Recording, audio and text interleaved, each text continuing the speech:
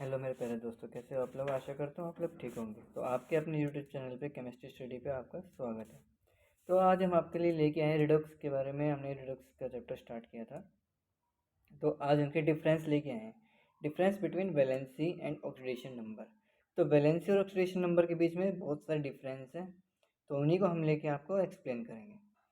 तो देखिए, फर्स्ट जो पॉइंट बोलते हैं, it is the combining capacity of an element. ये किसका कंबाइनिंग कैपेसिटी किसका है? एलिमेंट का है। ठीक है। ये सेकंड जो पॉइंट है, valency of an element is usually fixed. Valency जो रहती है एलिमेंट की वो फिक्स होती है, मतलब कि चेंज नहीं होती है। और इसके बारे में क्या बोल रहा है? Oxidation number is change, real भी हो सकता है और इमेजनरी केस भी हो सकता है। ठीक है।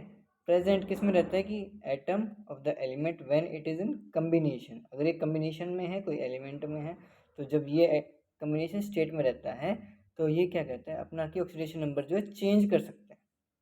दूसरा पॉइंट क्या बोल रहा है? It may have the plus और माइनस साइन। इनके ऊपर प्लस और माइनस का साइन भी हो सकता है, पॉसिबिलिटी है।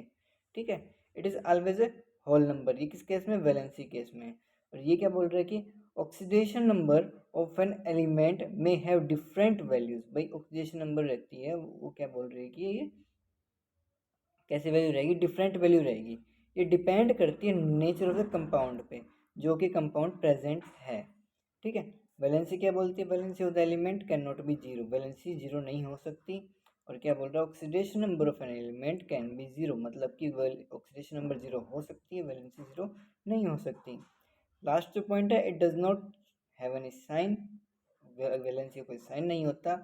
ऑक्सीडेशन नंबर में है होल नंबर और फ्रैक्शनल वैल्यूज भी हो सकते हैं, और इनका साइन भी हो सकता है। कौन सा? प्लस और माइनस का। तो ये थे आपके वैलेंस के और ऑक्सीडेशन नंबर के बीच में डिफरेंस। आगे देखिए, टाइप्स लेके आए हैं आपके लिए। पहला है कम्बिनेशन रिएक्शन। रिएक्शंस के टाइप्स होते हैं। A reaction in which two atoms और molecules combine together to form another molecules. मतलब कि दो एटम्स हैं और मॉलिक्यूल्स है, कंबाइन हो रहे हैं एक साथ और एक दूसरा मॉलिक्यूल बना रहे हैं। जैसे कि एग्जांपल देखिए, ए है, बी है, कोई एक प्रोडक्ट मिल रहा है अपने को, सी। कार्बन जीरो ऑक्सीडेशन स्टेट है, सॉलिड फॉर्म में। ऑक्सीजन है, O2 की गैसियस फॉर्म में है, जीरो ऑक्सीडेशन स्टेट पे। CO2 मिलती है, यहाँ पे CO2 जो मिल रही है का ऑक्सीजन की ऑलवेज हम -2 ले सकते हैं।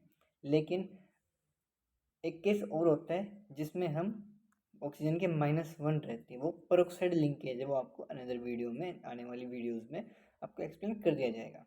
लेकिन अभी फिलहाल के लिए मान लीजिए ऑक्सीजन की जो है -2 ऑक्सीडेशन स्टेट होती है। एक्स मान लीजिए कार्बन की है। ठीक है। ये +4 कैसे है वो बताने का प्रयास कर रहा हूँ। तो एक्स होगी कार्बन की। कितने कार्बन? एक ही है। ठीक है, कोई बात नहीं। ऑक्सीजन कितनी है? -2 होती है। और कितने ऑक्सीजन है यहाँ पे? 2 ऑक्सीजन है। और आपको अच्छे से पता है कि इनका सम, मतलब कि ऑक्सीडेशन एलिमेंट के ऑक्सीडेशन नंबर होते हैं, उनका सम क्या होता है? 0 के बराबर होता है। तो यहाँ से x की वैल्यू क्या आ गई? +4 आ गई। इसलिए ये +4 यहाँ पे लिखा गया है। ठीक है। ऐसे ही सेम केस आयरन की है, सल्फर की। आयरन सल्फाइड बनाएगा, सल्फर की -2 होती है। ऑक्सीजन का ही एक एलिमेंट है ये, मतलब पीरियोडिक ग्रुप और अपने जो रहते हैं डाउन द ग्रुप जाते हैं, तो ऑक्सीजन का ही ये एलिमेंट कहलाता है, ऑक्सीजन पीरियड का। ठीक है। और वहाँ से आयरन की भी ऑक्सीडेशन स्टेट निकाल सकते हैं। ठीक है। आगे है डिकम्पोजिशन रिएक्शन। डिकम्पोजिशन रिएक्शन मतलब डिकम्पोज का मतलब होता है टूटना।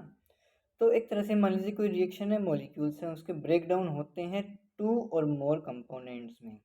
ठीक है। मतलब वाटर है, एग्जांपल के तौर पे वाटर और हाइड्रोजन और ऑक्सीजन में ब्रेक होते हैं। तो पहले इसकी हाइड्रोजन की ऑक्सीडेशन स्टेट कितनी थी? +1। और ऑक्सीजन की आपको पता ही है कितनी होती है? -2 होती है। ब्रेक होने के बाद क्या हुआ? हाइड्रोजन के 0 और ऑक्सीजन की भी 0 ऑक्सीडेशन स्टेट आ गई। नेक्स्ट सोडियम हाइड्राइड, NaH होता है सोडियम हाइड्राइड। तो उसकी सोडियम की +1 ऑक्सीडेशन स्टेट और हाइड्रोजन की -1। अब आप लोग ये बोलोगे कि हाइड्रोजन की हमने तो +1 पढ़ी थी, -1 कैसे आ गई?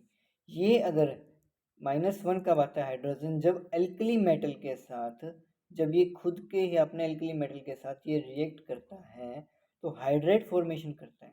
क्या फॉर्मेशन करता है? हाइड्राइड। मान लीजिए सोडियम है और H है, ये रिएक्शन करते हैं तो सोडियम हाइड्राइड बनाता है, और हमें पता है सोडियम की +1 होती है और x इसके मान लेते हैं x की, टोटल सम इनका 0 होता है। तो 1 प्लस में x इज इक्वल टू 0, तो x की हो गई -1। ठीक है, तो x की वैल्यू जो ऑक्सीजन स्टेट आ गई वो क्या आ गई हमारी -1 वैल्यू आ गई यहाँ से। ठीक है, तो ये क्वेश्चन काफ़ी बार पुटअप होता है कि आपके कि हाइड्राइड केस में हाइड्रोजन की ऑक्सीडेशन नंबर क्या रहती है, और ये आपको ऑक्सीडेशन नंबर सिखाना चाह रहे हैं हम कि भाई किसी भी कंपाउंड की ऑक्सीडेशन नंबर कैसे निकाली जाती है। एक को x मान लीजिए, दूसरे की ऑक्सीडेशन नंबर आपको पता होनी चाहिए। ठीक है, हमारा उसका y है और वो कितने मॉलिक्यूल्स हैं उसके साथ, और उनका सम क्या होता है 0 के बराबर होता है। ठीक है, आगे देखिए, आगे बोल रहे हैं डिस्प्लेसमेंट रिएक्शन।